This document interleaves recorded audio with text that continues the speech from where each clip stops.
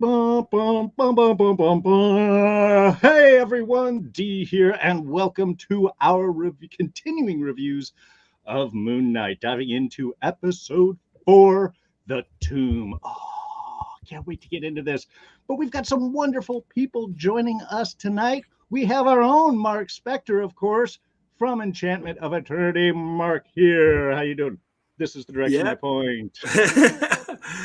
I'm doing great. So I remember a while back, like last December, you guys were reviewing Book of Boba Fett, and I had you on to talk about the expanse on my channel.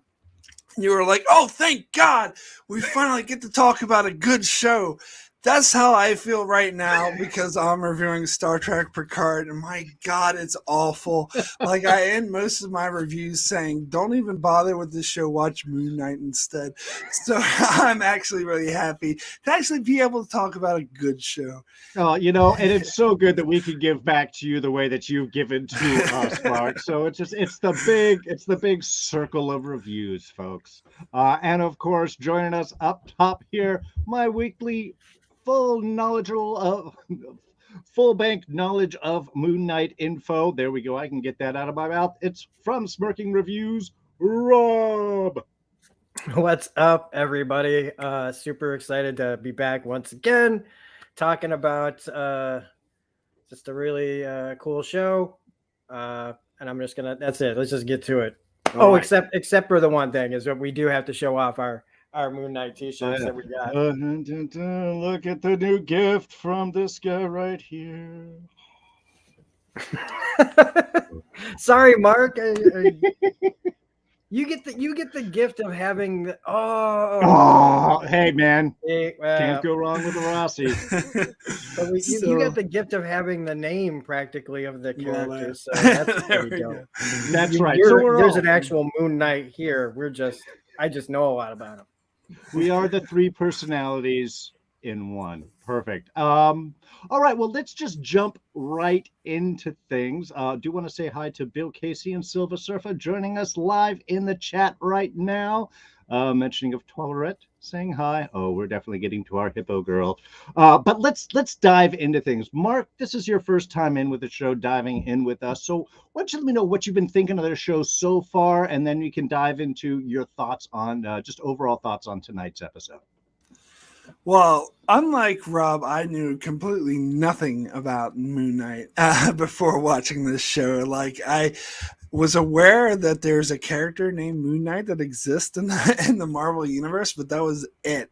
And so I've been having a blast with the show. I've been really impressed, really impressed, of course, with Oscar Isaacs and Ethan Hawke and like everyone. Everything's been amazing. I will say that I probably loved the first two episodes the most. Like they really that whole the way they played with different. Yeah, first you got Steven's perspective, and then we got another episode. We got Marc's perspective. Like I love the way they're playing with it. And now with this latest episode, or the last two, is turning more into like an Indiana Jones, a Stargate type of adventure type travel thing, which I'm into. I'm still liking, but maybe not as much as the first two. But we'll talk about the ending of this episode, I'm sure, but that's got me thrown for a loop. I don't know what to think about it, but I am definitely, as I said, enjoying this show a lot. And I think, to my knowledge, this is the first like Disney Plus Marvel show that's like doesn't have established characters in it. It's like all new, and so I'm really digging that aspect of it too. Yeah, it's their first jump in, and as we were talking with Rob early on here, I think it's their first real dive into the official supernatural of gods and ghosts and demons, and it's not just aliens being gods or being interpreted as. It's like, nope, there's gods, full on gods spinning stuff around. So yeah. Well, I mean, you also got the Norse gods with Thor and all that was already there, but yeah, Well, now yeah, we but they're got like I said, they're the aliens. This is like actual like yeah. well, True, something I true, guess we true. haven't gotten into exactly who they are. Rob, what about yourself? What was your general thoughts over this episode? Once again, I mean, we always watch it multiple times before we go on. Um, but this one really needed a second viewing for me. Comic book Rob really didn't enjoy the first time around until like the last 10 minutes of the episode. Second time around, I took myself out of it and appreciated it for what it was. I am caring less and less about the adventure part of this story. But I'm always on board for the mental gymnastics that the characters get to do in this, and what we get at the end is really, really cool and crazy. And again, once again, makes me go, I don't know if I can fully explain what's going on here. And I know, and I've read the books and I've seen the different scenarios that add up. Like there's, but yeah, I appreciated what they did in the episode, but I don't really. I'm tired of Steven. I'm tired of Steven. Okay, sure. I totally get that. It's funny. Obviously, last week I talked about being, viewing in the mirrored universe. This week, I definitely felt like I was back in our universe. I was ready from the get-go. I loved the fact that we moved forward in this. Everything was forward progression. I didn't feel like we were spinning wheels or trying to find different directions, which I sort of felt about last week. Definitely a lot of Last Crusade, Indiana Jones and the Last Crusade vibes, especially as they're going through the deserted desert canyons and such. A lot of those wolf feels and just I think interesting character stuff. We got secrets revealed. We got these ideas moving forward. There was just, like I said, a lot of great forward progression with this story. And I don't know. I guess you get into a tomb and you do the Indiana Jones bit, you kind of have me sold. I'm pre-packaged that way. Even the tropes, I was forgiving. But I totally get what you're talking about with Steven. To me, this is, I think, where you see where Oscar Isaac wanted to play with the Steven character more. While Marc is the adventurer and the guy that, in a way, you need right now, from a character standpoint, though, Steven is more interesting. He doesn't know what he's dealing with. He's excited about certain stuff. He's thrown off. Marc is very singularly focused. And I think that's probably why watching this, I really got the feel of Oscar wanted to play character, especially between Star Wars and the last X-Men bit where he's playing like the stoic, strong bad guy. I think coming into the show, he was like, look, I don't want to play that guy again. I know he's part of this, but I want to focus on somebody that does different things. So I sort of felt like that a lot throughout this episode. Well, let's get into all of the specifics, and let's start off with our kind of like kickoff adventure. And I do want to sort of include in this our opening little statue scene. What were the Ushabti of the Egyptian gods, where we see Khonshu sort of put away on the shelf with quite a sizable stack of other gods. I counted 10 in my freeze frame of gods that seem to have been stacked and stored away for, I don't know, bugging the few in charge. This I don't know. This gives kind of an interesting little idea to me. It's not just seemingly one or two troublemakers, but a few more. And then, of course, we get right into Layla saving Marc and really making the most out of flares. So, Marc, let's start with you. What did you think of our opening bit, our little Ushabti kind of prologue, and then jumping right into machine gun fire and trucks blown up? Well, I will say, since I didn't get to talk about last week's episode, is that the one thing that kind of bothered me happened in last week's episode, and that's how easy it was for the, oh God, I'm blanking on his name. What's Ethan Hawke's character's name? Arthur Harrow. Yeah, Harrow. How easy it was for Harrow to convince the gods to trap, what's it, Khonshu? Like, that kind of bothered me. I mean, it makes sense, but story-wise, I think, well, it was too easy, and they just wanted it to happen. It just felt like plot convenience to me. But seeing this open scene with all the different gods. Makes me think maybe they're going somewhere with this. Maybe all those 10 little statue things, maybe they all get free and they all help them. I don't know. So that it opens up some possibilities to me. So I hope that scene means something going forward, is what I'll say. And as far as the Layla and Steven stuff with the, I think this episode in particular got me to really appreciate the character of Layla. In fact, I think in this episode I liked her more than than Steven / Marc. And she's like almost becoming the hero of the show. And yeah, so that's all I'll say about that. I think she has a lot of badass moments in this episode, and that opening one where she like just blows up that truck with the flare is one of them. So it's great, and I'm really digging it. Yeah, you know, I gotta say, I do love Layla kind of stepping up and showing why she is the badass in this adventure.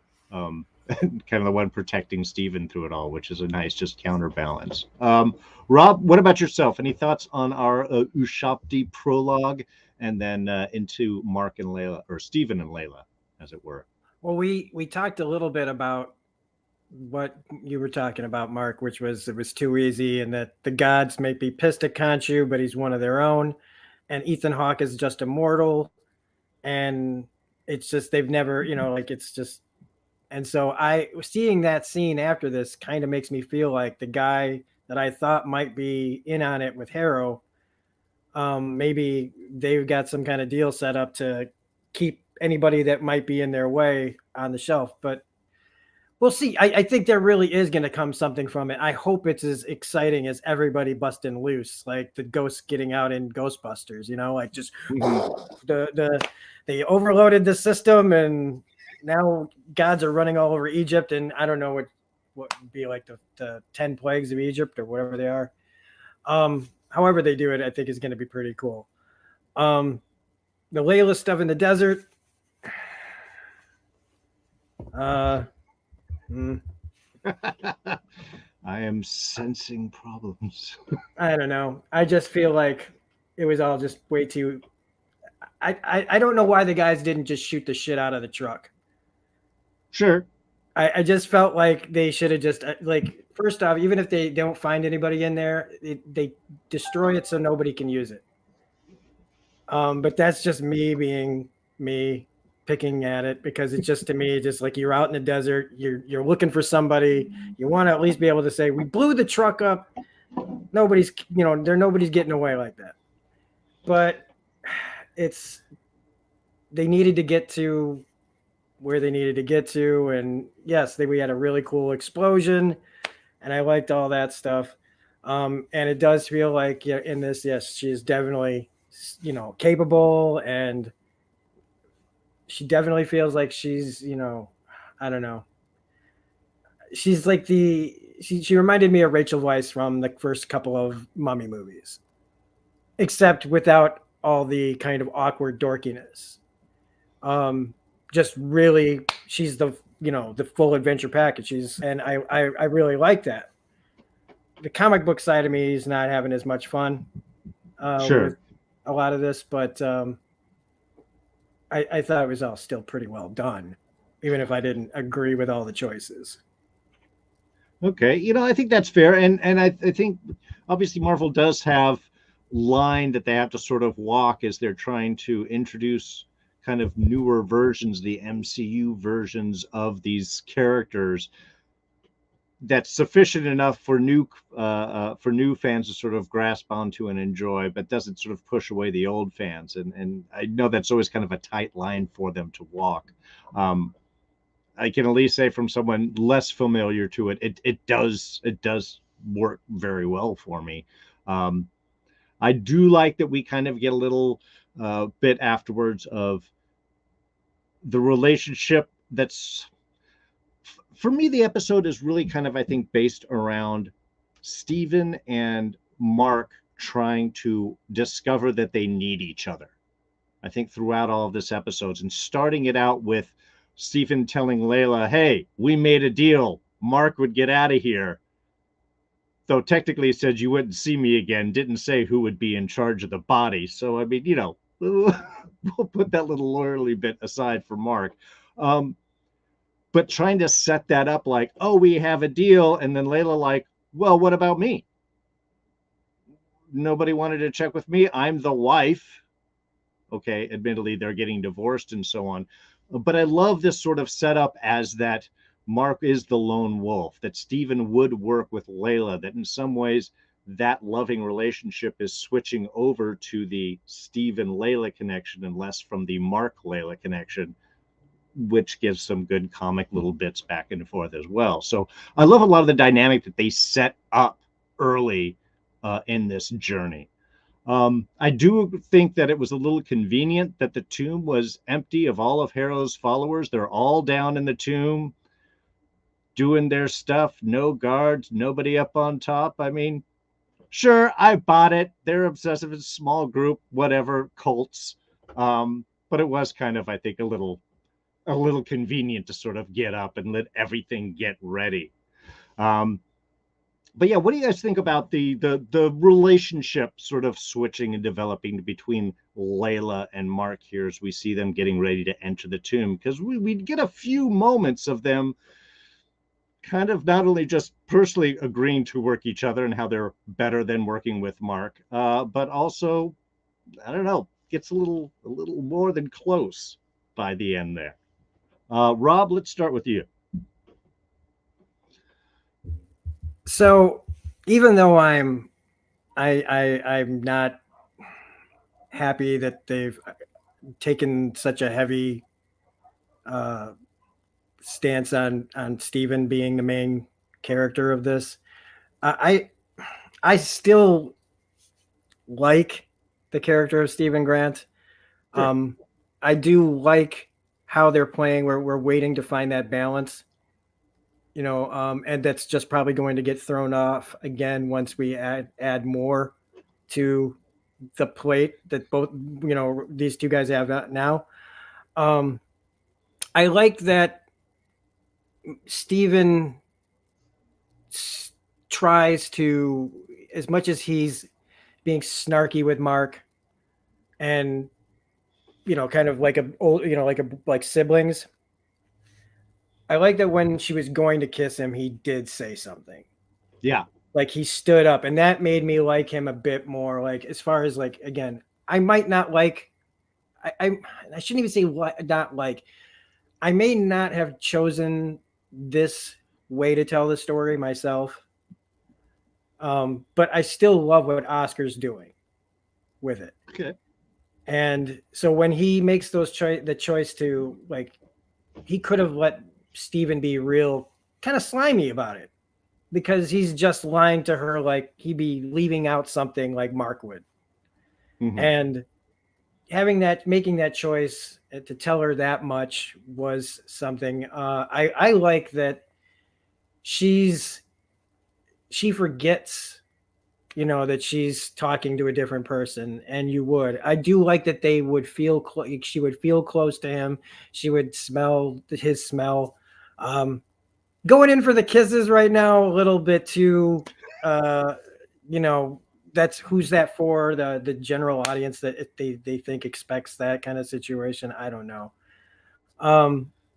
But the way that they figure things out together, working together, I really, really like. I think they have great chemistry together. And even though I do find it to be a little creepy that you're like you're hitting on your brother's wife, essentially. But I don't know. They share the same body. So is it really, like how he says, like, about cross, like it's muscle memory, right? It's the same body. So I don't know, but I really liked it. I don't want to get too far ahead into the story, but sure. I had actually in my notes, is it really cheating if it's just another you? I mean, I don't know. I guess that becomes one of those. Do we have to make questions. Another multiplicity? Well, see, those are still different bodies. This is all one body. I mean, Yeah. Anyway, Mark, what about what do you think of our little relationship shifting here?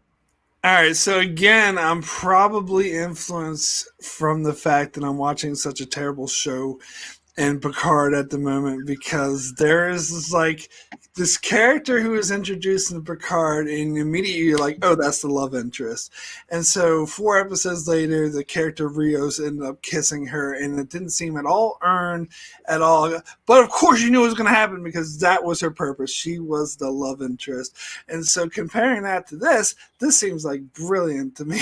like I totally bought the kiss a lot more. When Layla went in to kiss Steven. I don't know. To me, I'm feeling their chemistry, and I feel like it has an interesting dynamic because she's like pissed off at Marc, and she's like kind of like kissing Steven to get back at him. Yet it's the same person, and yet so is Steven really like kissing someone else's wife when really he shares the body with Marc. So technically you could say it's his wife, but I do love the fact when he punched himself in the face.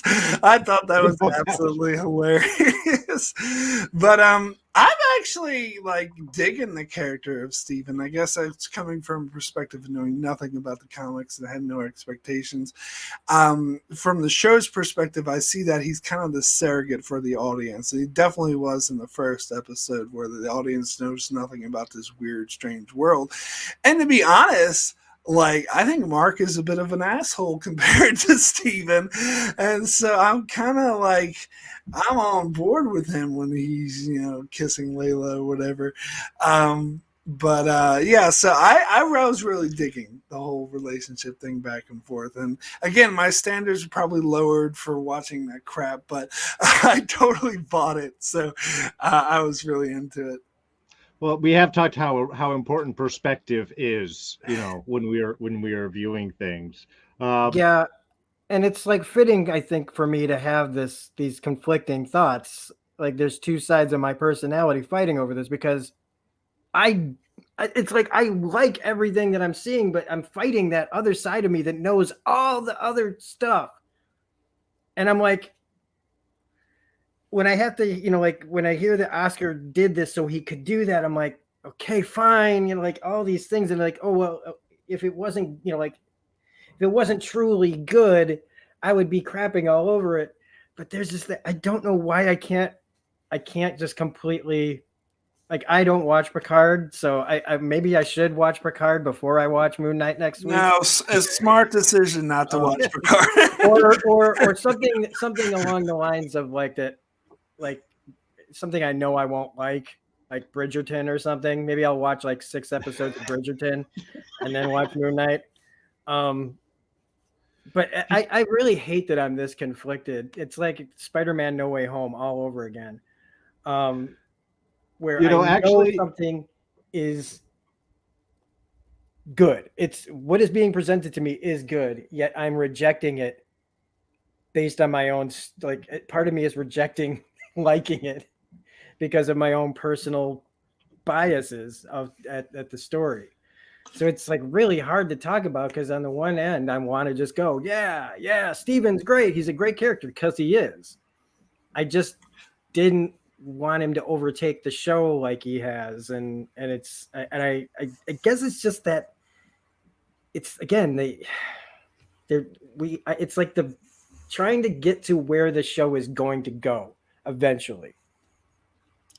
So well, it's like that complicated story that you have to tell to get to all the other stuff.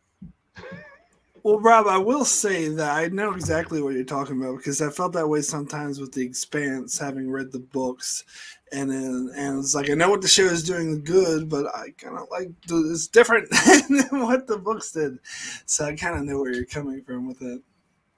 It's where it helps sometimes to not be a fan or to go in completely blind. I have better experiences talking about stuff when I don't know the source material. Like look at Game of Thrones. You don't have any baggage to carry in. Actually, to throw an idea on a future TMI with Rob, lore. We have a lot of shows that deal with lore that diverge from established lore or embrace lore. And I think a lot of times that's what gets a lot of the fans of the original work kind of worked up, is how much do you have that appreciation. So, how much are they holding on to? Do they think is important, and how much do they want to sort of meld and merge around with? It's kind of an interesting discussion. We might, just a thought for a future TMI episode. I do want to check on one thing. Desmond Johnson in the chat mentioned regarding our Layla, Steven, Marc thing. It's the same person, just different personalities. She married all the personalities. So for her, not cheating. I'm not really sure. And it is interesting when we were talking about, Rob, earlier on, that Steven is in a way all of the things that Marc loved about Layla, kind of in that other personality, a way that he could take her with him without endangering her in a way. So the fact that she and Steven are really connecting, yeah, I guess we get into that multiplicity stuff. It starts to get really weird. But with all of the mirror kind of imaging, I think it works. That everybody is in a way a reflection of all these people around, not just Steven and Marc within themselves, but even the people around them are kind of reflections of each other or themselves. All right, so we get into our tomb. We get our first kind of discussion of Layla's dad and how, as a famous archaeologist, he would be very excited about her being the first to jump into this tomb, a recurring theme we get when Harrow shows up. But we get our fun tomb excitement. Steven obviously thrilled if the gods asked him a riddle, came to life, asked him a riddle. What was his line? I'd be thrilled. I'd shit myself, but I'd be thrilled, which I think is just a perfect Steven quote. And then we get to our Heka priest. When you get into a tomb, folks, what are the requirements you got to have? Got to be old, got to be dusty, got to be creepy. There's got to be a maze, which we find later on. And there's always got to be some creepy monster. This one, I don't know, a lich type kind of thing, very reanimated priest up in the collection. Love them walking into the room and not seeing the meaty, chunky, blood-stained altar right in front of them for a few minutes. How do you miss that? But we get kind of a good little monster scene. I think we got some nice tension in bit here. Marc, let's jump down to you. What did you think about our monster appearance here and the little back and forth there with Steven and Layla? Yeah, it's I guess it's it has that adventure theme to it. It's like you said, you go into a tomb, of course you're going to encounter like a mummy monster type thing. I thought the way it was shot was really intense, especially how Layla was like hiding on one side and she made a noise, and then Steven made a noise to distract them, and just the whole sequence of events, the way they played out was like sort of a masterful suspense, keep you on the edge of your seat. I don't think there's much more to it than that. I don't know what the deal with this monster thingy was, but it was an intense scene. So I just appreciate it for that pretty much. Yeah. Well, from what it looked like, it was filling the canoptic jars with the organs of Harrow's men that it was grabbing from the group. Already a few of those filled up with heart and tongue and. Yeah, I did notice that the dude that the monster cut open appeared later in the ending sequence in a different personality. I was like, hey, that's the guy who got cut up.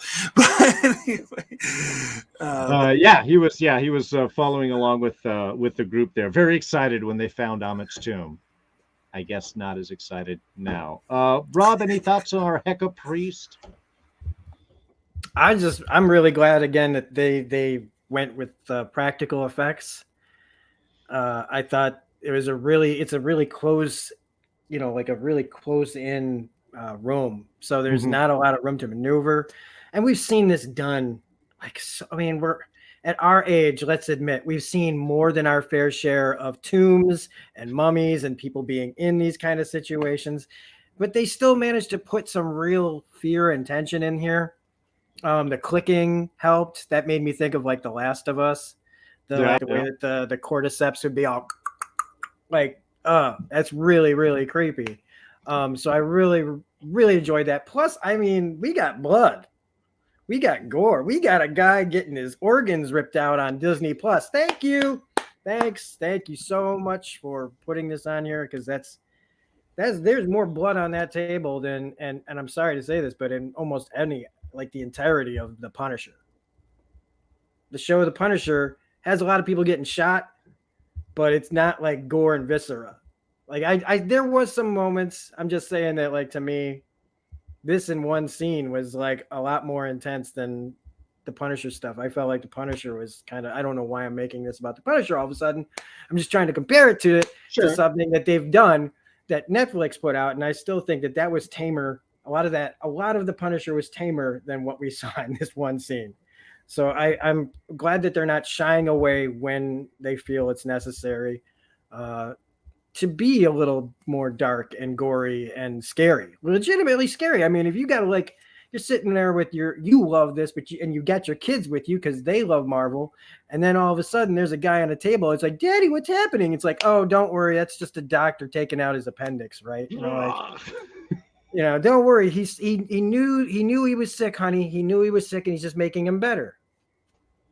So I dug this quite a bit. I don't know how far we're going to be talking about this. We're going to be talking about the chase with this thing in a minute, but yeah, that's kind of where that's about where we're gonna head to. So if you want to jump into the Layla bit, Marc, did you have anything to add on here?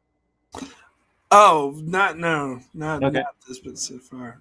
Okay, well then, yeah, let's get to our we'll separate this out. Let's do all the Layla and Harrow kind of discussions, and then we'll talk about Steven himself getting into the tomb, since these are kind of, I think, two good distinct chunks. And there's a few questions in the chat that I think we can tie into some of this as well. So yeah, Marc or Rob, like what you were saying, we've seen these adventure things a bit. There are tons of tropes that we have throughout this. It's how do they tell them new? How do they keep them exciting? And yeah, you always have to cross the fallen pit, the fallen bridge, the rickety edge.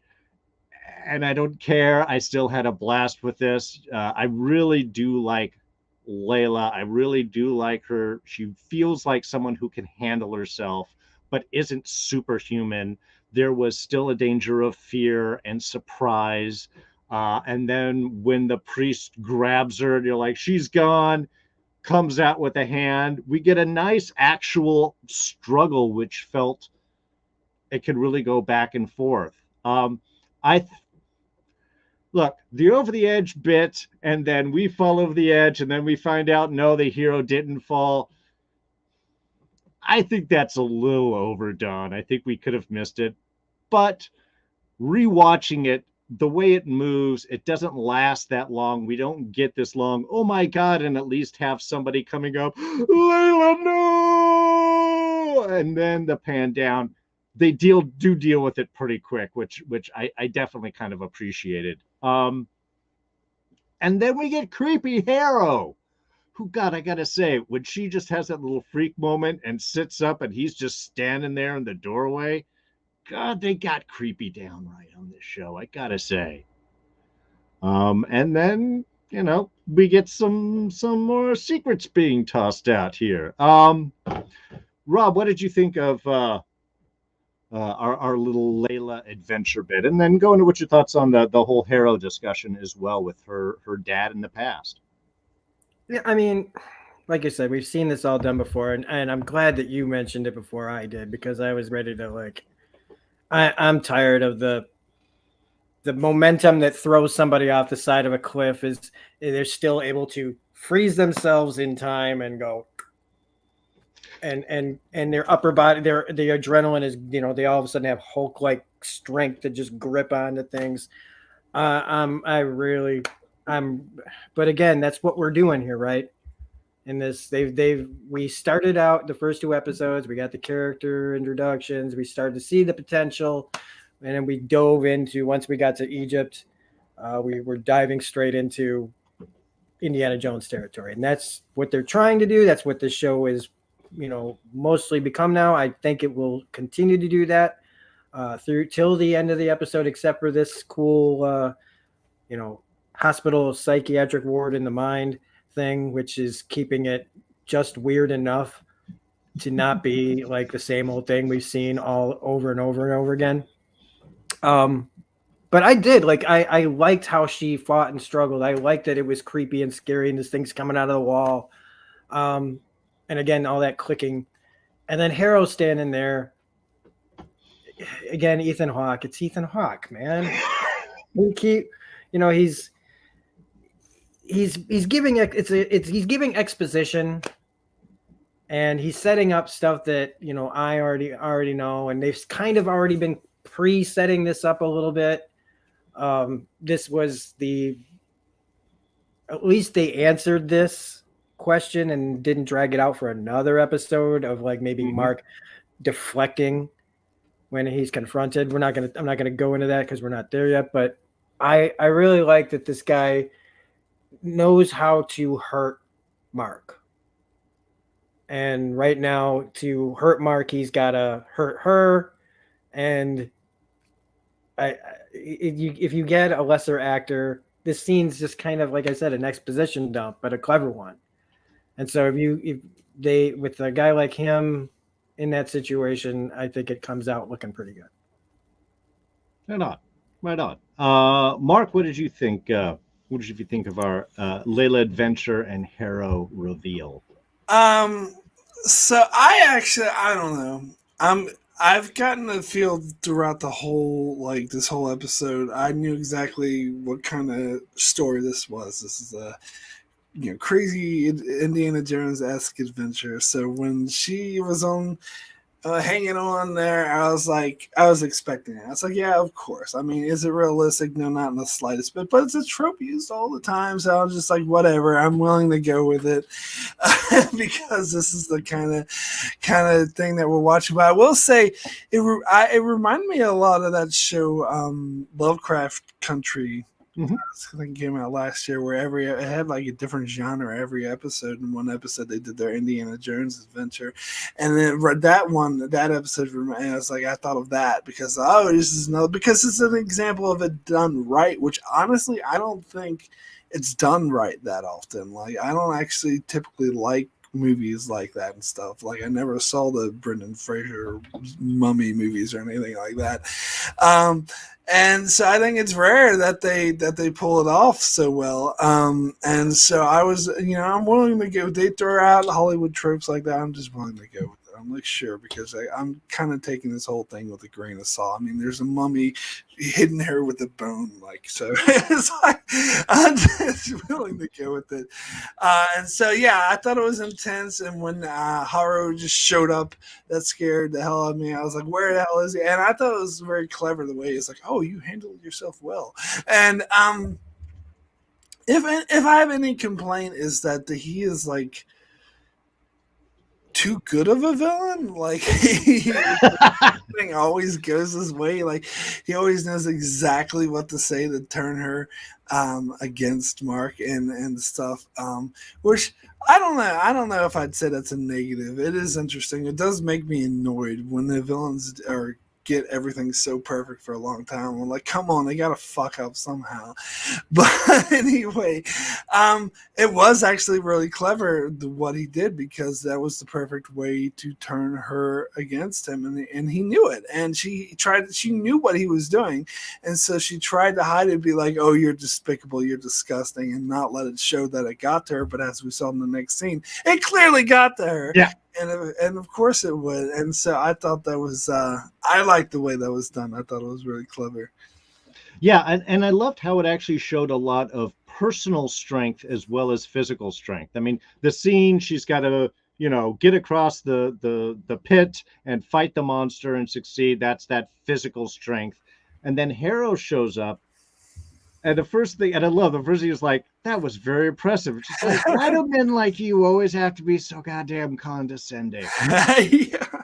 I mean, immediately throws it back. And I love the idea where he's like, oh, he didn't tell you. She's like, well, no, but obviously you're dying to tell me. So go on with it. The floor is yours in a room Yes. with no floors. I mean, that's cheesy, but I like cheesy fun like that. The other thing I was gonna say about this scene is the whole entire time I was expecting like Steven to show up and save her, and I like that they didn't do that because that would be the typical trope. I like that she got herself out of the situation. That was unexpected, and I think most like adventure shows don't go in that direction. Yeah, I think and I really like that they're having a stronger, capable female. You don't, if anybody is the, damsel in distress in this equation, it's Steven. Oh yeah. And I think I really like that they have maintained that. I completely agree. Um, let's see. Just want to make sure I got all of these. All right, before I go on to Stephen in the Tomb, I did want to jump back into some of the questions the chat has thrown out here. Desmond Johnson early on wanted to want to know if we thought that Jake is the one who killed Marc's wife's father, killed Layla's father, and that's the real reason why when Stephen wakes up, he's tied to the bed and Marc suppresses. I don't. I personally don't think so. I think this was an actual physical partner that killed her dad, and that might be part of what has split his personality or not. Um, I always saw Stephen tying himself to the bed was because he found himself waking up in other places and was trying to keep himself from doing that. But I mean, I like that. It's an interesting idea, but I don't know. What do you guys think? Do you think Jake, the mysterious third personality, is the one who actually killed Layla's father, or do you think that was a real secondary partner person group I'll ask you, Marc, first, because Rob, I know you know the history on this. Yeah, I just took it to be that there was another partner that did it. There wasn't one of Marc's personalities. Mm-hmm.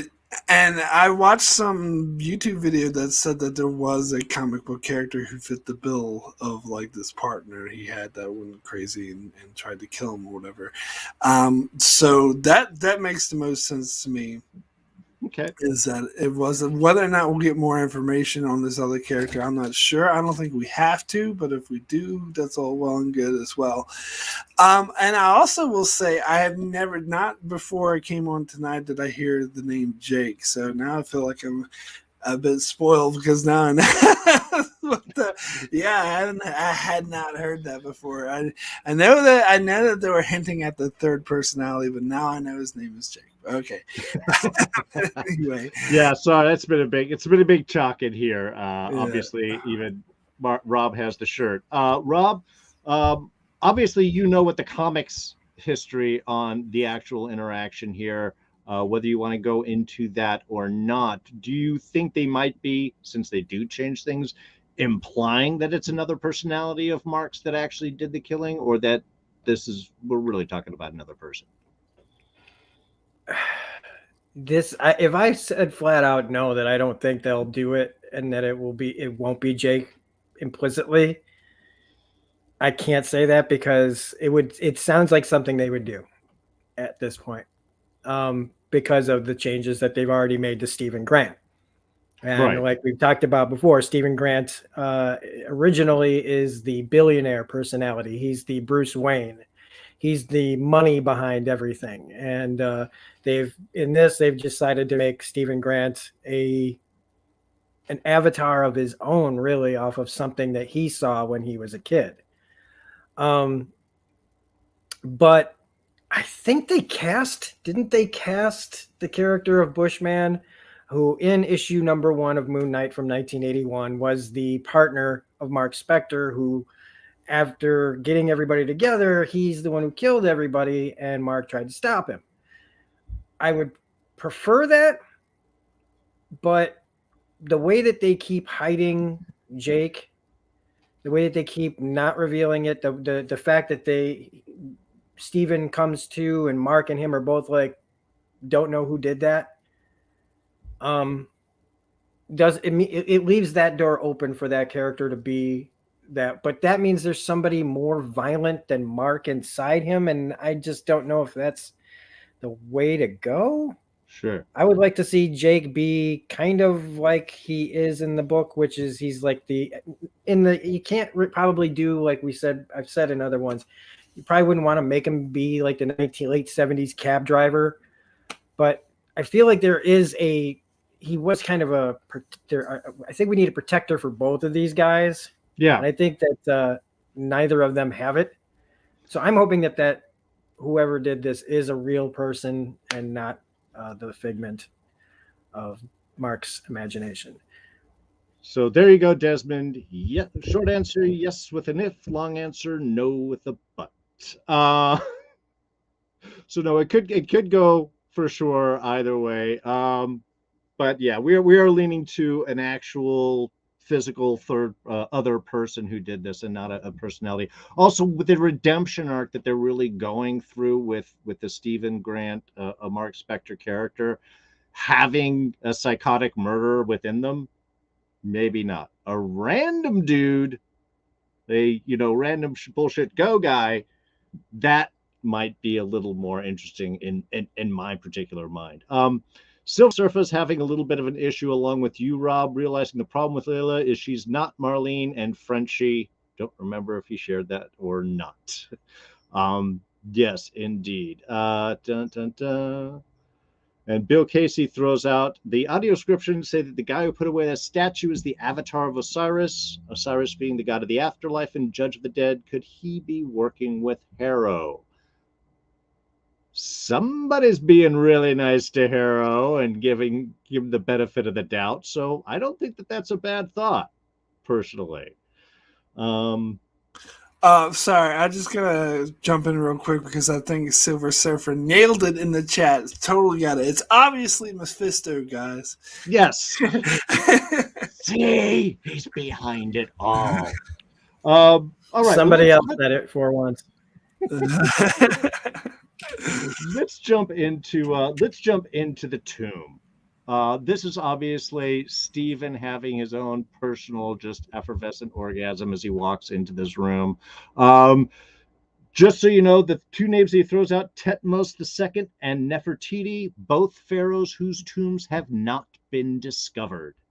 I believe they found Tetmos's, I think they may have found his mummy, but they didn't find the tomb. One of those that had gotten moved somewhere else. But so anyway, that's one of the reasons why he was all very excited. Who could it be? Who could it be? And then, of course, ended up being Alexander the Great, which was a nice little change, a nice little shift. Totally did not see that coming at all. But I love his excitement in here. I love his apologizing. Sorry, Mr. Great, as he's digging into the mummified corpse of Alexander the Great to find Ammit's statue. Sorry, Mr. Great. Sorry. And then, of course, we have Layla showing up and our kind of confirmation of what happened that night. Now, this is still only part of the story because while he says he tried to protect your dad, he got shot too. He was supposed to die that didn't. Not, I guess, really the time to go into, and I didn't because this moon god made a deal with me to save my life and to work for him, which is, I'm sure, what we will finally get into in a later bit of moment. I love also that Layla just yanks Marc right into the forefront. Steven's like just gone, and Marc gets pulled immediately out there. I love that the force of that connection. That's the discussion that needed to happen. It would have been really annoying to have Steven as a middleman right there. I love how they just got to it. And I know you were talking about the blood on the altar, but you got to say, man, hacking a couple of guys with an axe. Also, I don't know. I didn't see a lot of blood, but I loved it. So yeah, why don't we jump into Marc? Let me know what you thought of our little big tomb reveal, who it was, and our last little revelation before the kabang kabang. Well, yeah, I agree. I don't have much to say about the whole pulling the thing out of the tomb, but I did think agree it was funny the way when I'm sorry, Mr. Great, like that that was a funny scene, and it was interesting that Steven kind of had to like this it was a thing like that he is precious to him. It was like it's amazing that he discovers it and he has to immediately destroy it, and and that I think he's shown some character growth being able to do that. Um, but then, yeah, the whole thing about I do love, as you say, I like how they just pulled Marc right out, and I think my sort of reasoning is that Stephen did sort of let him in at that point because he realized that this is a conversation Marc needed to have, Yeah. that he couldn't really do anything in a situation. I think Marc was like crying to get out, like, and so Stephen just let him. And so I think that's why it immediately switched, which I did like. I think that was a nice touch, but I don't know. I'm a bit iffy on the whole thing of him killing your father. And when she started, like, getting really pissed off at him, I was like, dude, you're playing right into Harrow's hand. But on the other hand, it's a natural thing for her to be upset over that. Yeah. It's natural for her to be really pissed off and not even know if she can trust him, especially because she revealed that he didn't kill her father, but he was there and didn't tell her about it. And in fact, like the big stinger was when she said, "That is why we met in the first place." Yeah. Guilty over that. Ugh. That is a huge betrayal. And she has every right to feel betrayed and be pissed off. But again, it's like the logical side of my brain is like, you're playing right into his hands. But of course, when Harrow's men do show up, she does, is able to put that away right away, and survival mode kicks in, which makes sense. But because of that delay, like they could have been gone if she didn't sit there and argue with them about it. But so part of me thinks, oh, that's the storytelling device. But the other part is, well, it makes sense from a human perspective as well. And another part of me is just like, oh God, why does she have to play right into his hand? But it was a great scene. So yeah, I don't know. The part I was most iffy about is I feel like this, for me as someone who just watched the show, it feels like this backstory came out of nowhere. Like I think they might have mentioned her father in previous episodes, but I didn't pick up on that. I don't remember that. To me, it seems like this is just a new bit of backstory they're just shoving in there, and I wish there was a bit more build up or foreshadowing to it. It does seem kind of out of nowhere for me. Yeah, they mentioned a few in last episode, the beginning of the message that, about her dad being gone, and then there was a little thing when Harrow first showed up to the glass pyramids in the desert there, that there was something with the dad. But yeah, they haven't really pushed into that much so far in the show. Rob, what did you think? What did you think of all this? Well, like you're saying, like it just kind of came out of nowhere. Again, 6 episodes, and they're trying to tell a lot. They're really trying to get a lot in here, and I also, I know we talk when we review things and we talk in discussions and things, and we get to like the expectations we have and the realities and all that, and that's kind of what I have to get to, and this is because all these tropes and logic and why are you having it? I'm completely agree with Silver Surfer. We're in jeopardy. Let's have a heart to heart. Like that kind of thing. Like, or hey, we're in jeopardy. Want to kiss? Well, let's go make out behind one of the pyramids. But it's we can only. I feel like, and I hate saying it like this because it's like it's still a show. It's still a Disney show, and it is many chances as they're taking, as much as this is, we're getting a brand new character done in a brand new way that we have not seen done like this before in the MCU. So all those positives and all those like great things that we started getting, especially in the first 2 episodes, I think makes us forget that we're also still watching a Disney show, and they're still going to do the things that they have to do. It even happens in Agents of S.H.I.E.L.D. Sure. Our beloved Agents of S.H.I.E.L.D. still runs down those same roads. but it's still, in the long run, it's still good enough to where you can still get on board with it. And so, yeah, like she would absolutely be destroyed thinking about, I mean, right there at the kicker is this is the only reason we're together is because of this. I think that's the most important thing about that conversation, less than almost her dad being there and him being there when he died, whether she believes him or not about killing him, like she's still thinking about her relationship with this person and how little she, every time she thinks she understands the situation, there's more to it that she doesn't because he's holding back. And she can only listen to what Steven said about it for so long about he's trying to protect you. But like she says, I don't need protection, even though I think we all do at times, Sure. whether you want to or not, It's just when you make those decisions, you run the risk of that person rejecting ultimately your help and you protected someone, you're going to have to deal with the consequences of that. And I think we'll see more of that when Marc and Steven and whoever else decides to come out of this episode. They'll be dealing with that a lot. Silver Surfer Lincoln. Don't talk about Lincoln here, guys. Yeah. We're really going to talk about Lincoln now? Okay, Lincoln. We're okay. But Well, I really did like that. I really liked him sticking his arm all the way into Alexander the Great. All the way in there. That did come out of nowhere.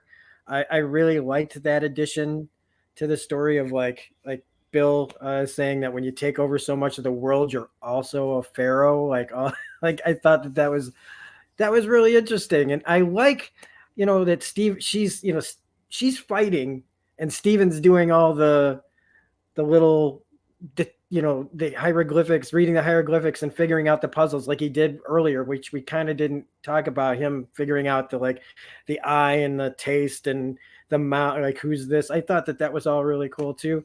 So when he turns around and he just gives up the body to Steven, which I think also had to happen, because if what happens next happens with Steven there, I don't even know what excuse that would have had. If you kill the imaginary character, fictional mind. God, why am I not being able to talk? If you kill the one personality that's not real, do you kill the person that is real as well? Like, I don't know, but we're getting to that. And I'll shut up. I love it when shows drive the mind crazy. Getting back to that scene where he does figure out the bit, that was cool. And honestly, what I really loved from an art standpoint was the gold-like walls. Not only you kind of have like gold on the tomb walls that shows opulence. Not really gold because gold doesn't tarnish like this one does, but still also giving all those reflective surfaces, which again, a constant theme throughout this is the mirror image and the reflection of. I thought that was a really cool design choice. I thought that looked awesome. I know that Silva mentions his problem with the scene, world's in jeopardy and you're being chased is not a time to talk about personal stuff. But yes, like Marc said, I think she would be upset. She was trying to hide what Harrow did. It did really bother her. But also, Rob, like you mentioned, they got through that scene. Yes, okay, I did it. I was there. Let's sort it out. Now let's go. I mean, they didn't spend a lot of time. While it was too long to kind of, you still got caught with Harrow and everything. I like the fact that it didn't drag. They still kind of pushed through that scene. And then Harrow shows up and shoots Marc, which was surprising, and plummeting into the pool behind. Oh my God, have they just killed our main character with still 10 minutes left in this episode? Maybe, kind of. Maybe it's on his mind and he's stuck inside of a mental ward. This is where I love. This is, if you want to take a show and get my interest going, this is what you do. You legion the sucker. You make you question everything that's real. Is it all in his mind? What is going on? and you put them in a place full of Easter eggs from every episode and every moment that we have seen so far. Before I get into that massive list, what did you guys what did you get with seeing this final scene and ending with a hippopotamus saying hi? Um, Mark, let's start with you. All Um, right.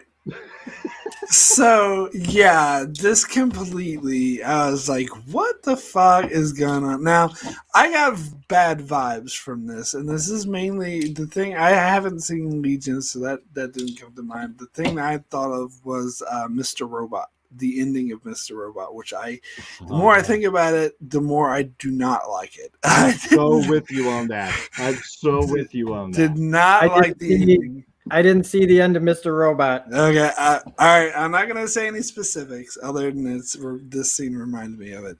And I'm surprised that when I said that, nobody gave me shit because No. I kind of deserve it. I kind of deserve it. Nah, well, it didn't end well, but Yeah. anyway, It's a journey. We'll get into that at a different time. But yeah, so that's why I got a bad feeling about this because I'm like, oh no, are they gonna fuck it up the way that Mr. Robot did? But yeah, my logic brain thought of that more. I was like, no, I don't think they're gonna do because the first thing I thought of is like, please don't tell me that this is all inside of his head the whole time, and the entire 3 episodes we got was just his imagining, because I think that would be terrible. Like that would make me feel like I wasted my time watching this show, and that would just piss me off. But when I went back and watched the scene again, analyzed it, as you say, they have all these Easter eggs and all the stuff that was going on. Now you could interpret that as he took those images and put them into his imaginings. Mm-hmm. But then someone else made a good point that if someone was having mental issues and the object of his affection was all this Egyptian stuff, they wouldn't really have all this Egyptian stuff hanging around the office right in front of him.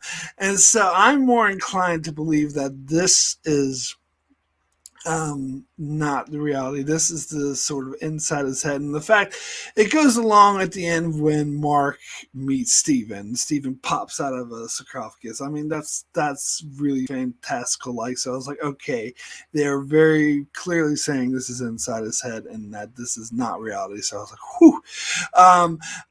But I'm still a bit iffy on that one. But then the hippopotamus shows up, and I've heard some theories that maybe this hippopotamus god, I can't remember the name, I'm sure you guys know, yeah, that she is going to that temporarily Marc might become, the whatchamacallit, avatar for her instead of Khonshu or something like that, or at least they'll be sort of involved. And so I'm really interested now. I'm really interested in this to see where it goes. I was thrown at first by just how out of nowhere this comes, but as long as they don't go the route, the whole first 3 episodes was inside his head, as long as they don't do that, then I'll be good. And I'll be interested to see where they go with this. Excellent. Well, interestingly enough, there was a particular run, as Wes was mentioning there, I believe it was the Jeff Lemire run in the comics, which I'm sure Rob will touch on a little bit more here. So from a comic point, the scene isn't entirely out of nowhere, but if you weren't expecting it, it's definitely a twist. Rob, what did you think of this little, I don't know, twist ending, unexpected direction? I bailed on an idea just then, and I'm mad at myself because I was just about to let the information that Mr. Robot doesn't end well. I was going to allow that to crack my mental. I was going to have a mental break and just be like, "Hello, friend." Rob's not here right now. He just received some really bad news, and so this is going to be me taking over for the rest of the review. But no, this is I am not as familiar with the Jeff Lemire run. Like I've said, I don't have all the comics. In fact, these a lot of the stuff that came out in like the last in the run between like 2000, 2010. I don't have. But I do know that that scene, especially with Harrow, is reminiscent of other scenes that he's had with the psychiatrist character that's in the books. It's a female, but they reworked it, I think, really well here with Harrow being it. I love the subtlety of the him looking around and slowly figuring things out, almost like if Kevin Spacey was the one sitting, like figuring things out in The Usual Suspects instead of vice versa, instead of Chaz Palminteri sitting there giving the speech. If he had like looked around the room and was like, oh, look at that doesn't make, this is from this and this, and putting things together, was really, really cool. The Easter eggs to me, I didn't really find them to be Easter eggs. I feel like these are just people that populate Marc and Steven's world. And in this is where they end up in his head. Even the guy who died, the goldfish is there. You know, I don't know if it's the one with the little fin though, or if it's we're too far away to really see that, I think. But this was like the stuff that brought me alive, and I was like, God, I wanted this is what the whole episode should have been. This is what I thought the whole episode was going to be, leading up to the reveal of Mr. Jake. So that was another reason why it took 2 watchings to get over some of my crap, because if this was the whole episode, or at least the first third or something of that, like really great. But when you see the things shift, everything moves, the lamps and everything, leads me to believe that he's either in water or on water. I think and there was another thought that barely crossed my mind, which was what was in that water that he fell into. It made me think of Lost, and how there was that water near the end that was all mystical. And as much as we don't want to talk about some of that stuff, right? Even I don't, and I love Lost still. It just made me think maybe there's some properties, some supernatural properties to the water, or he's just getting some sort of mental whammy by Harrow, where he's got him, and probably maybe on a ship somewhere. Because otherwise, why would the hippo be there when it's, I don't know. But that's the thing, is even I know the source material and I don't know what's going on fully. If I were to tell you fully that this isn't like, that this is absolutely just in Marc's head, I'm not 100% convinced that I can say that.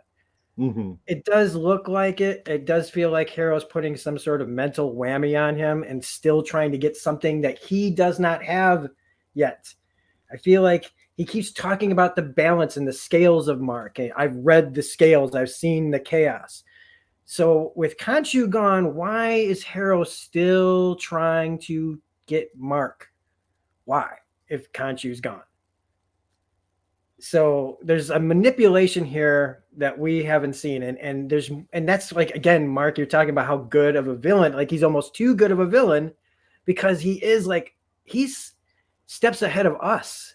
You know, usually we see these steps, but there's stuff missing here that we don't know, that only Harrow knows. Like the way he like how he talks about himself and how holy he seems, but he loved what he did when he was with Khonshu. He enjoyed the violence and all that. And that even as he's using that as an excuse for what he's doing now. And there just seems to be a further plot going on than I think we realize. And that's, again, why I keep going, how can this only be 6 episodes when we've got so much density to get through still? Because when we come back, hopefully they're not still screaming. But I would be screaming too. I mean, because they've seen a lot of crazy stuff, but okay, this almost could break the show. Could have potentially broken the show for some people, where it's like, that's it.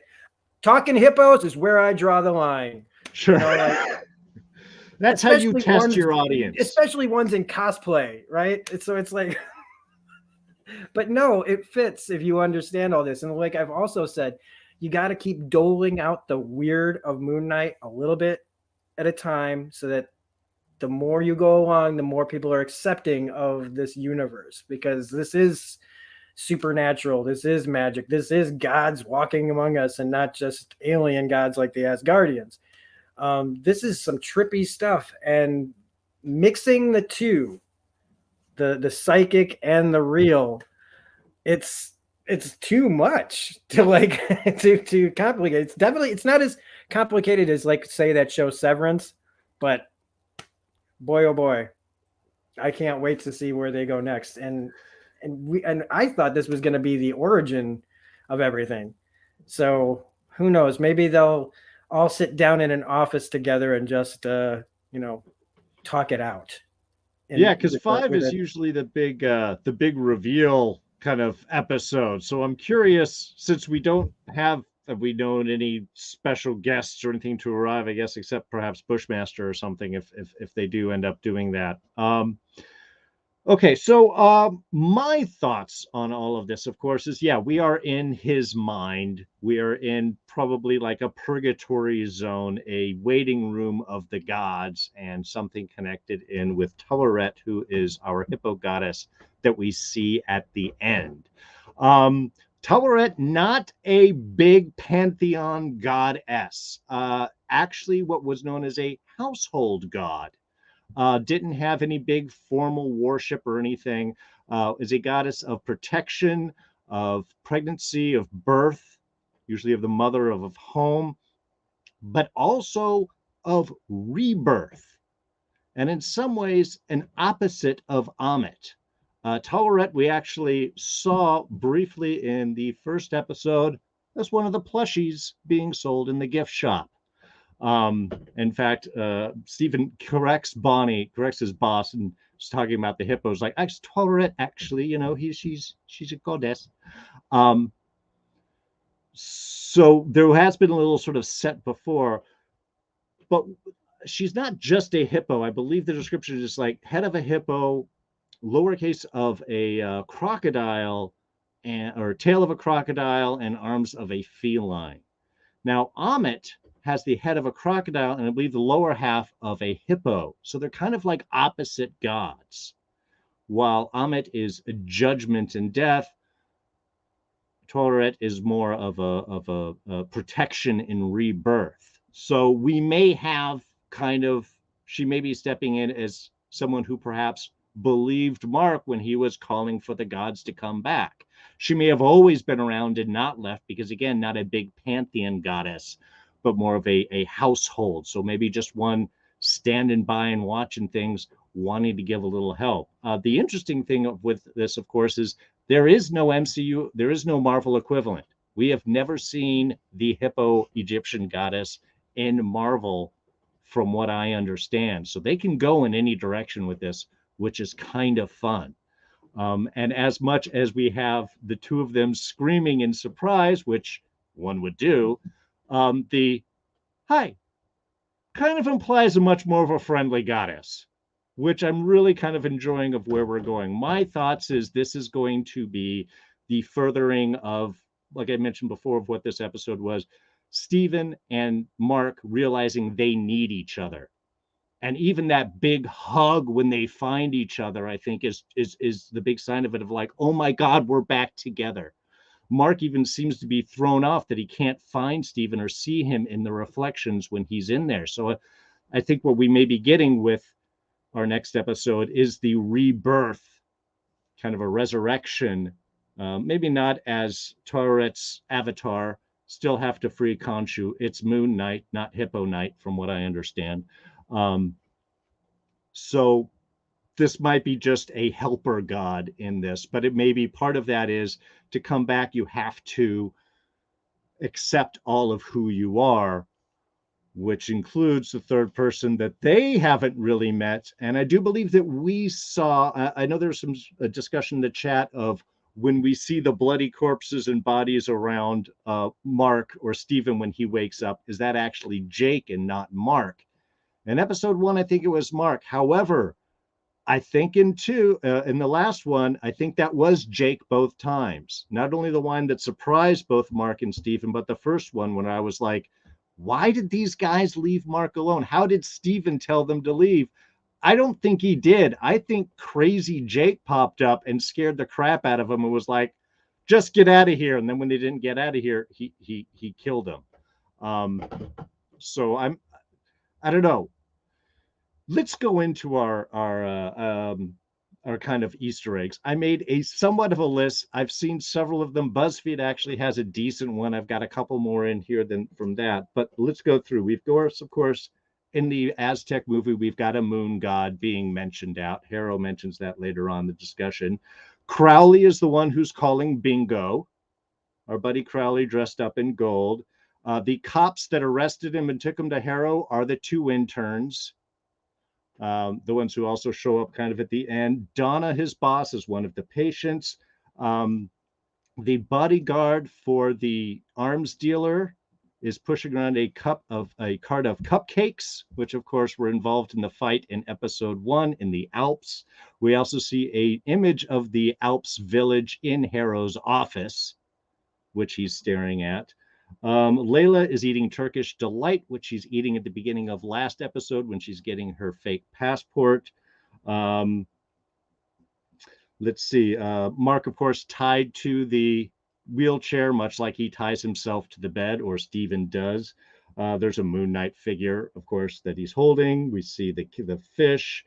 Cane and sandals, of course. Harrow's cane, and he's seeing the sandals in the reflection on Harrow's feet. There's canoptic jars inside of Harrow's office, much like we had in the tomb, and also just a whole general kind of Egyptian tune image, which, Marc, I think you were right, quite right. If you're connecting stuff in your own fantasy, don't put it into a place that you hate or draw from that. Stephen's in the sarcophagus. Now, the second sarcophagus is who we're expecting our third personality, though, am I the only one that thought that looked like Layla? The image on the sarcophagus looked like Layla with the big hair and everything. I know Egyptians have the headdress and stuff, but the sarcophagus that Steven was in looked just regular, guyish, normalish. This would look maybe that's just me. And I'm not saying that Layla is the third personality. We know that she's an actual person. But I just found that interesting that other sarcophagus kind of looked like her. Anyway, any other thoughts from you guys? Like, oh, that's my list. Nope, not on the Easter eggs. I think you pretty much hit them all. Okay, excellent. Rob, did I miss anything, or did you think that looked like Layla, that third shaking sarcophagus, or was that just me? From what I can see in the behind me, I don't know. Maybe. Yeah. Okay. I don't know. Just my thought. So yeah. Yeah. Go ahead. I think it's likely the third personality in there, but yeah. So perfect. So yeah, obviously with next episode, we're going to have to sort of settle all of this out. Yeah. We did the bingo card. Oh, the bingo card. I just wanted to bring that up, like when she shows up, right? What she gets this card and she's looking at it, right? And she's telling him like, "We won, I won. I swear I'll share it with you this time." There was some stuff that she was doing that just seemed like, I don't know, she seemed really manic, and I kind of want to know. Like, they even made like I think there was somebody had a poster of the bingo card and what did it mean. I don't know if it'll mean anything. I don't know if how she was acting to him means anything. But I was curious about that, and I doubt anybody has anything to say about that. But that was the only thing that you didn't mention that I thought was interesting. No, the bingo card's a good one because that was kind of an odd little bit, and I loved how she was like, "We won, I won. I promise I'll share it with you this time." It's like, no, you're not. You never share. You never share it, and you always take my bingo card. I don't know. That was like the first thought that I had off of that. And again, I know we talk about Ethan Hawke on this a lot, but him playing the psychiatrist and sort of balancing out. I love the villain. You can't reach the heavens above unless the roots reach hell below. And just the way that he was sort of messing with them and talking about how he'd gone mad and knows that there is healing. I mean, it's so way as an ex-avatar of Khonshu too. There's so many, again, multiple layers in all of this, and that's to me. This is what always gets really interesting is when you do get these visuals, you get these questions, you get the symbolism, you get these overlays where you can really start to ask the questions of what is real, what is this meaning, how is this playing itself out, especially when we get into the fortress of the mind and how we kind of overlay symbolism upon our own lives, and how that can be sort of played with from a visual sense in this type of storytelling. I get really excited when they do that well. Is Harrow, all his posturing, right? How Khonshu tortured him and all this other stuff, right? But then he's admitted that he loved it all. Then he's not the Avatar anymore. Okay, why not? Why did he stop being the Avatar? Why did Khonshu go looking for someone else? Why, like he finds Marc, this broken-minded man. So is this all really just, like I said, what does he still want with Marc? Is he trying to figure out why? Mm-hmm. Why did Khonshu leave me? And how do I get him back? Or if not that, like if I can't go back to Khonshu, I'm going to find someone else to ruin everything. Maybe like that's actually one of the questions that have laid on with me that I'm really curious, and I'm hoping that they address is why are you no longer the Avatar of Khonshu? And you're not dead. You were left, or you abandoned, or you that one moment, the first morning where I knew he was gone, the silence was so liberating. I mean, there's a definitive split that happened there. How did that? And yeah, I agree with you. I would love for that to be kind of discovered, because I think that is going to be some interesting, fertile storytelling ground. Well, I think that covers everything. We went a little long, but we had some fun stuff to dive into this week. Before we wrap up, do we have any final thoughts, speculations, intrigues, any little bit that you want to add on? Marc, let's start with you. Well, the one thing I want to say about Mr. Robot Rob is that I didn't like the ending, but some people did. So maybe you would like it. It wasn't like Lost or Game of Thrones where most people thought it was crap. Actually, I think most people liked it. I'm kind of an outlier by not liking it, but I stand behind that. But I think when it comes to the big things, we all kind of usually line up, and so now I'm like. It's worth seeing, because like Marc, honestly, when I first saw it, I was excited, and the more I started thinking about it, that's what made me kind of turn, was like, yeah. The more you think about it, the more it falls apart. That's it. I mean, its storytelling is awesome, but there are other losses in there. So that whole final season was a mixed bag for me. It wasn't like, Game of Thrones or Lost final season, which outright sucked. That one was more of a mixed bag. But back to Moon Knight. The one thing I liked is that I knew that Harrow was going to show up as the psychiatrist, like as soon as they started the sequence, because I remember the interview I watched with Ethan Hawke where he talked about how his goal to play the character was to be as sane as possible, because the hero of Marc and Steven had mental issues, so the opposite, his adversary, would be completely sane. So I was like, I bet you he's going to be the psychiatrist. When he showed up, I was like, that's perfect. That is just so perfect. And he was trying to be like his sane, the mustache. The thing with the pen and his dog seeing it as a chew toy, and that they're both accurate. Like, yeah. That was all really good stuff. I don't really have any speculation beyond what I already stated. That I hope that they go somewhere with the hippopotamus god or whatever, and that I want to see Khonshu return. I want to see Moon Knight again. I think it's not fun to have it just Marc and Steven. I want some Moon Knight action. But anyway, that's all I really got to say in that regard. Excellent, excellent. Rob, yourself, any final thoughts there? No. Okay, perfect. Excellent. Want to be sure to thank everybody joining us live in the chat. Wes Sager jumping in, Silver Surfer.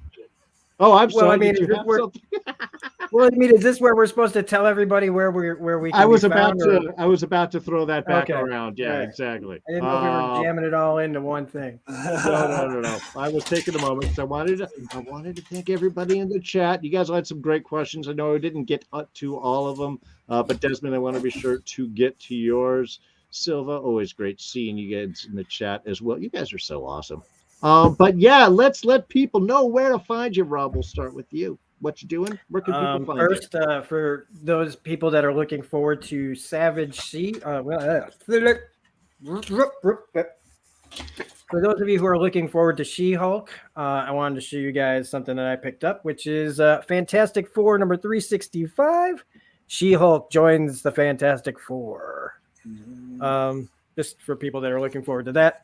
Otherwise, you can find me on Smirking Reviews, where every Sunday we're discussing Better Call Saul, its final season. And then looking forward to making my Critical Role recaps and reaction videos.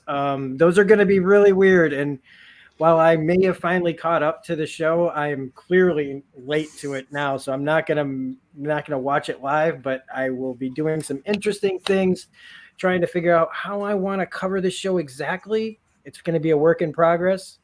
And then we've got the podcast where I've already done one with Darren. I'm going to be working. I'm going to try to get a few of these done. We're going to be doing some pretty interesting discussions about my stuff that is in my background, like ex-Jehovah's Witness stuff. So that's going to be part of it. So it's not all pop culture.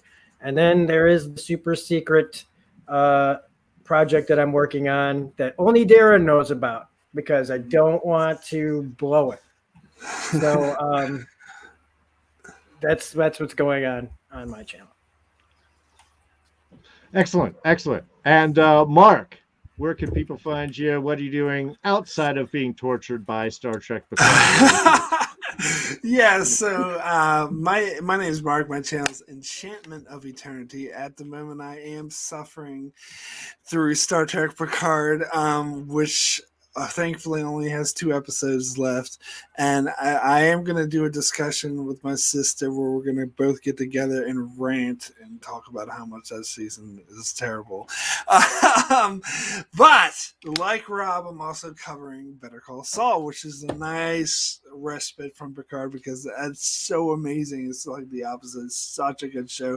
So happy to be covering that again. And Rob, you and I should get together for a discussion for Better Call Saul. I'd be totally down for that.